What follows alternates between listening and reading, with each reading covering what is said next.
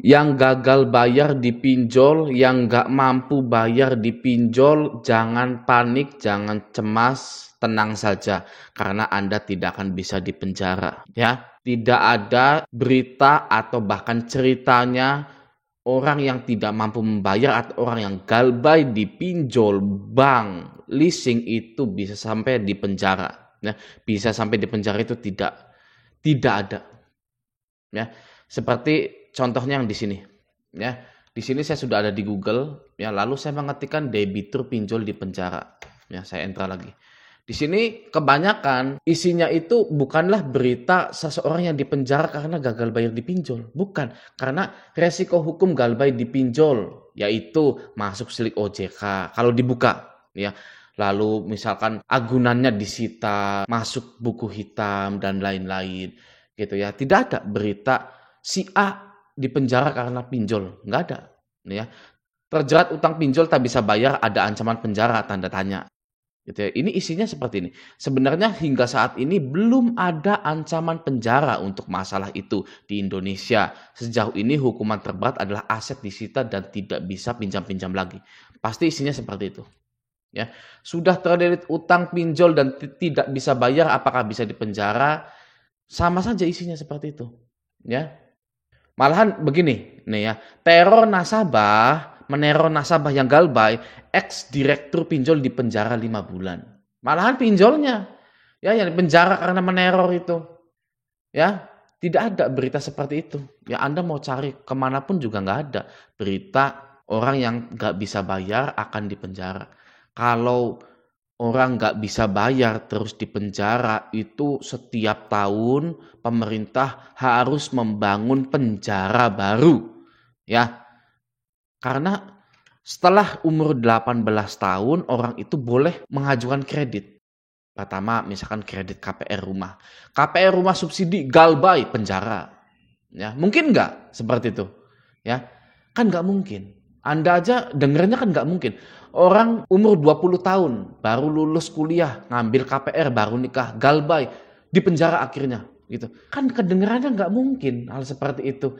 Ya, ada lagi orang umur 45 tahun, gadein BPKB-nya ke leasing, yang galbay.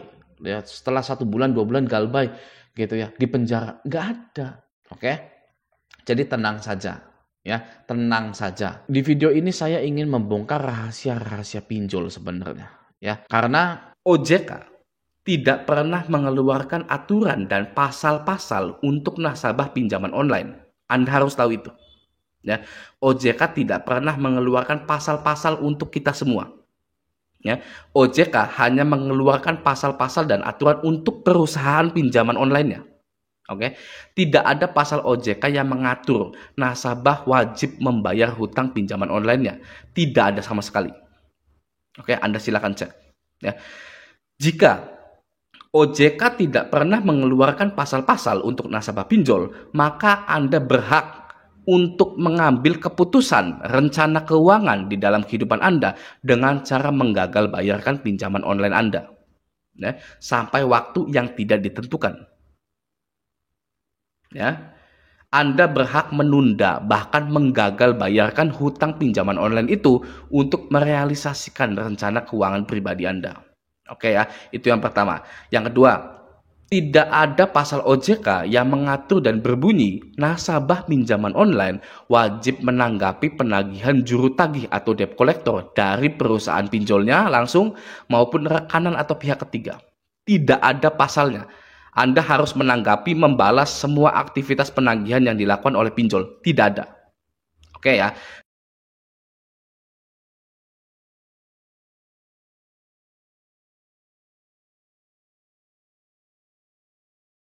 Jika seperti itu, maka Anda berhak untuk mengganti nomor Anda. Oke, dan mengabaikan penagihan yang masuk sebagai cara untuk memfokuskan diri Anda pada rencana keuangan pribadi Anda. Oke ya, diingat ya, mengganti nomor dan mengabaikan penagihan dari pinjaman online bukanlah pelanggaran dan boleh Anda lakukan karena tidak ada pasal-pasal dan aturannya dari OJK. Oke ya, itu yang kedua. Sekarang yang ketiga, tidak ada pasal-pasal OJK yang mewajibkan kita, para nasabah ini, untuk melakukan perpanjangan hutang dengan cara membayar perpanjangan beserta uang adminnya yang tidak masuk akal. Ya, jadi kita berhak menolak semua solusi, ya, solusi semu yang ditawarkan oleh DC pinjol. Ya, kita tidak perlu memperpanjang hutang kita dengan cara membayar uang admin, uang perpanjangan. Oke, ya.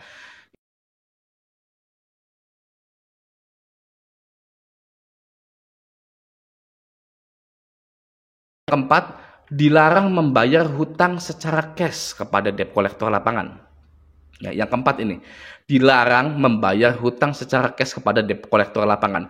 Jika Anda didatangi oleh debt collector lapangan pinjaman online, jangan pernah bayar secara cash kepada debt collector lapangan pinjol itu.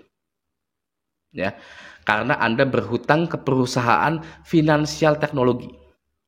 Oke, dan prosesnya pun online. Sama juga dengan Kredivo, HCI, Aku Laku. Ya, proses pengajuannya online, bayarnya pun online. Oke, tidak ada cash. Ya. Lalu debt collector lapangan pinjol hanya boleh mengingatkan dan memberikan surat penagihan. Ya, itu pun harus resmi. Ya, debt collector lapangan wajib dilengkapi dengan atribut-atribut profesinya seperti KTP, ID card, sertifikat penagihan yang dikeluarkan oleh SPPI. Ya, jika tidak ada, maka Anda wajib menolak kehadiran DC itu.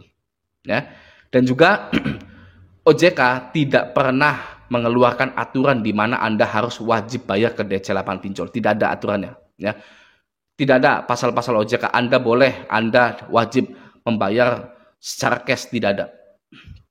Ya, karena mungkin ya kita semua tahu DC lapangan pinjol pun banyak yang tidak amanah, banyak yang membawa kabur uang tagihan-tagihan nasabahnya. Gitu, oke? Jadi ketika Anda didatangi oleh penagih hutang dari fintech atau pinjol, Anda tidak perlu membayar kepada DC lapangan itu. Nah, ini mindset yang salah. DC lapangan datang, Anda harus bayar, bukan. Oke? Ketika Anda didatangi oleh penagih hutang dari fintech, ya, dari pinjol, Anda tidak perlu membayar kepada DC lapangan itu dan Anda tidak melanggar hukum apapun. Oke, makanya ketika Anda didatangi oleh DC lapangan pinjol, Anda tidak perlu menyiapkan maupun membayar uang apapun kepada DC itu.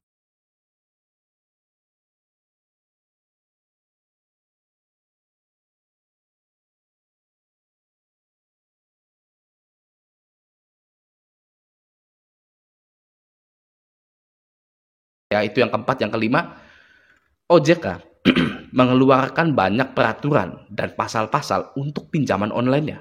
Ya, bukan kita. Salah satunya, jika peminjam atau nasabah sudah 90 hari tidak membayar hutangnya, maka hutang itu hangus. Ingat ya, hangus ya. Karena menurut Direktur Pengaturan Perizinan dan Pengawasan OJK Hendrikus Pasagi, ya, mengatakan penyelenggara peer-to-peer atau P2P lending hanya bisa menagih cicilan yang tertunggak maksimal 90 hari. Setelahnya, pinjaman tersebut tidak bisa ditagihkan lagi atau hangus. Ya, konsekuensinya nasabah peminjam akan dimasukkan ke daftar peminjam yang tidak bayar pinjaman. Mereka tidak akan dapat pinjaman dari P2P, lending, dan perbankan lagi. Oke, itu kata Hendrikus Pasagi. Kalau hutang kita sudah hangus dan sudah dimasukkan di silik OJK sesuai dengan aturan yang diterbitkan oleh OJK, lalu kita masih ditagih, ya, kita rugi. 2 kali ruginya, sudah masuk silik OJK, ya, ditagih lagi, ya kan. Maka dari itu, ya, buat orang-orang ini ya, pinjol yang masih menagih setelah 90 hari adalah scam, penipuan, ya, karena sudah jelas jika kita tidak bisa membayar bukan ditagih lagi, ya, tapi kita akan dimasukkan ke daftar blacklist OJK. Oke, nah sekarang saya rangkum, ya. Jadi ketika Anda gagal membayar pinjaman online, maka strategi yang harus Anda lakukan adalah nomor 1, tidak perlu menanggapi penagihan yang masuk dari DC pinjol, ya, karena tidak ada aturannya, tidak ada pasalnya Anda harus menanggapi DC pinjol. Oke. Yang kedua, Anda berhak untuk mengganti nomor Anda. Ya, karena itu bukan pelanggaran. Ya, tidak ada di OJK ya Anda mengganti nomor itu ada pelanggaran, tidak ada. Ya, OJK tidak pernah menerbitkan pasal-pasal itu. Oke. Nomor 3, Anda berhak menggagal bayarkan pinjaman online Anda.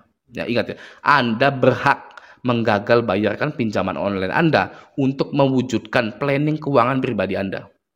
Oke. Itu yang nomor 3. Nomor 4, Anda berhak menolak kehadiran DC lapangan. Ya, karena tidak ada. Ya, lagi-lagi tidak ada pasalnya, tidak ada aturannya OJK menyatakan nasabah harus menemui DC lapangan, tidak ada. Ya, nomor 4 itu. Nomor 5, Anda tidak boleh membayar uang angsuran secara cash kepada DC lapangan. Karena ini fintech, ya, finansial teknologi. Gitu, ya. Prosesnya online, pembayarannya pun online, ya. Dan juga untuk meminimalisir DC itu tidak amanah.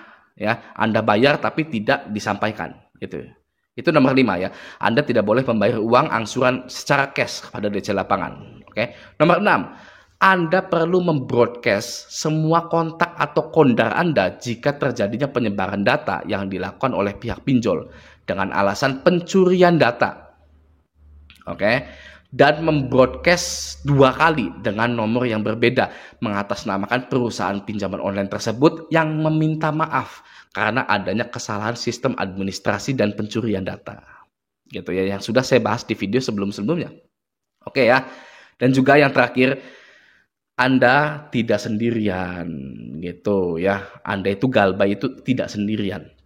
Oke, YouTuber hiburan sangat banyak. YouTuber prank ya, yang ngeprank itu sangat banyak sekali. YouTuber cover musik sangat banyak. Oke. Namun YouTuber pinjol yang membahas tentang galbay hanya hitungan jari saja. Ya. Namun bukan berarti tidak ada yang galbay. Oke. Yang ada hanyalah orang yang belum sempat untuk menyuarakan atau menggaungkan gagal bayar pinjaman online. Ya, oke ya. Semoga video ini membantu. Sampai jumpa di video selanjutnya.